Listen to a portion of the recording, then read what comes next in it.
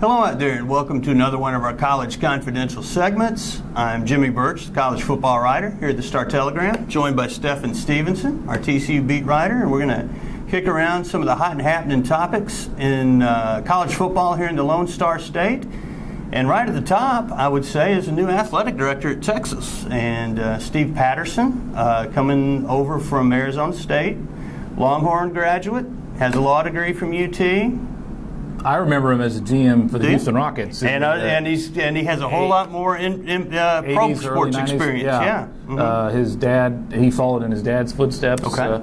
I think it's a great move. Apparently, everybody thought Oliver Luck was going to be the guy. And well, he has all the college ties. Yeah. And that's what's interesting with Patterson is this is not the same as like the Pac-12 hiring Larry Scott. But it's closer to that than a lot of other things. I mean, this guy's not exactly an insider in college football. And the big thing, he doesn't have any direct ties to Mack Brown, which makes the postseason decision very interesting. And, I think, Mack's totally going to be judged on his record now. And if that record doesn't show a Big 12 title, I think he's it's going to be. You think they could be into the line? You think they force him to resign, or he actually gets fired? I think he would retire under perhaps some pressure, but I think if he wins the Big 12 title again, the ball is still in his court. It's his serve, and if he wins after that, this removes a little wiggle room. I think Luck might have given him a little bit more of a grace period, perhaps, than this guy. This strikes me as a real agent of change. Yeah, I'm surprised it happened this quick. Because the last we heard, DeLoss Dodds was going through August, right?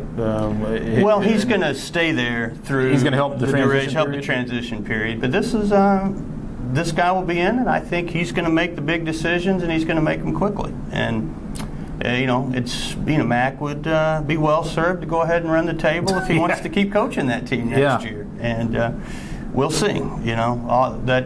That kind of went back up in the air, I'd say, this week. And what's up in the air here locally are those Horned Frogs and their bowl hopes. It's win out or bust, and I don't see a lot of hope for winning out with Baylor still on the table. But anything can happen. They got to win their last 3 games, starting with at Iowa State, then at Kansas State, and then against number 6 Baylor at home, which should be fun no matter what happens, because Baylor and TCU have got a good rivalry. They've had good games.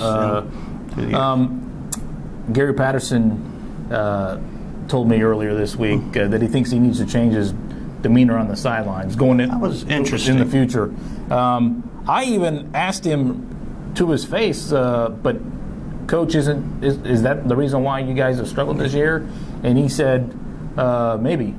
Really? And meaning that maybe he's a little too intense for the offensive coaches and the offensive players to feel confident and to perform at the level that they. I think he's being too hard on himself in that regard. I think the offense has its own inbred problems that Casey Paul maybe would have alleviated if he had been healthy the whole season. And I still think these last 3 games, he'll show that a little bit more. I mean, it's still not a perfect system, but I think Patterson changing his demeanor on the sidelines wouldn't be a bad thing, but I don't think that's the problem. Right? I don't either.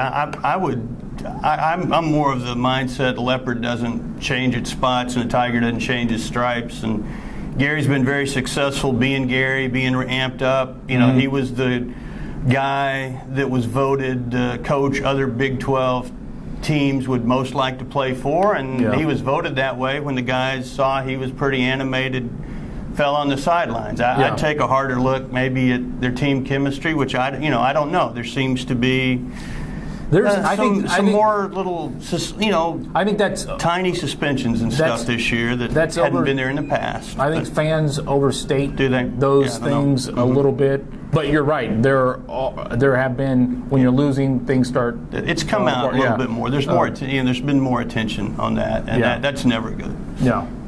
We got, what's good, though, is the award season is coming up. A lot of great football players in the state of Texas for these individual honors. There's a ton of them out there. I'd say the number 1 guy on my list is going to be Mike Evans of A&M for the Biletnikoff Award. plenty of offensive linemen, plenty of quarterbacks, running backs. Like Seastrunk be up for something too. Who do you think like? Jay Samaro would be up for that too? Blitnikoff? Potentially. Mike Evans is a heck of a player. Yeah, it's a shame that the Mackey Award isn't, considers him as a wide receiver as opposed to a tight end, which is kind of silly. But I don't. That's something the Mackey Award kind of needs to redo their watch list because he's deserving of that consideration. I think we both agree that Mariota is probably. I think so for the Heisman. I think our quarterbacks are in Texas are kind of blocked. From that and from the O'Brien, because I think Mariota and Jameis Winston are kind of 1-2 for now. And I think Bryce Petty stays in it if they stay undefeated. He'll be a finalist. I think he'll be at the award ceremony. Do you think? I think a good chance. They could both be there. Yeah, they could both be there. And hey, the other topic, North Texas bowl bound for the first time in 9 years with a great chance to win the Conference USA.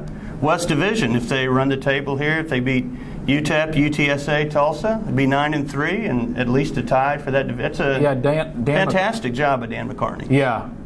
He gets overlooked by our coverage of TCU and SMU, and they're in bigger conferences, so it's understandable. But he's done a great job there and really turned that program around after. A long stretch of struggles. It's interesting that they're going back to a bowl for the first time since '04, which is the last time TCU did not play, in a bowl game. There's some irony there, isn't it? As we noted earlier, the Frogs need to win their final 3 games to get a bowl berth. So, congrats to the Mean Green. Doing great work. Dan McCartney's been a terrific coach, going back to his days at Iowa State, who made a mistake years ago to let him go, and North Texas was wise enough to scoop him up, and he's doing a terrific job there. And wouldn't surprise me at all if they wound up playing in that CUSA championship game. That'd be cool. A few weeks down the line. That'd be cool. Well, folks, that's all the time we got for today. We appreciate you tuning in. Catch us on StarTelegram.com and enjoy the rest of the season.